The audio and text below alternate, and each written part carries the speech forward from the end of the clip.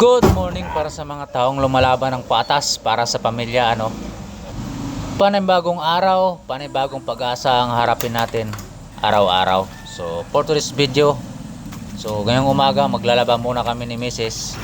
Dahil maya maya pagkatapos namin maglaba ay tutulong kami magpitas ng mais.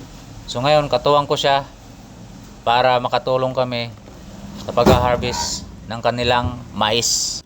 So yun, sinamantala nga namin ang pagkakataon na makatulong habang meron kaming nakuhang magbabantay sa aming tindahan doon sa bayan. Kaya ito, naghakot na rin kami ng mga nakasako na napitas na kasi baka umulan.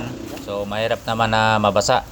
So yun, medyo malalaki nga yung mga puso-puso ngayon dito ng mais, kung makikita nyo. So talagang maganda yung tubo ng mais, kaya ang lalaki, makikita nyo sa video. So dahil ko konti lang kaming nag-harvest, so matagal-tagal na pitasan ang mangyayari nito. Maya-maya konti i-deliver natin yung mga nakasako kasi para mautay-utay natin hatid doon sa bahay. Kasi mahirap kapag natambakan at baka biglang umulan. So mababasa, mahirap naman tumubo na, malulugi yung nag-invest nito. So ayan, laban lang ng patas. So maraming salamat sa mga masugid nating pagsubaybay.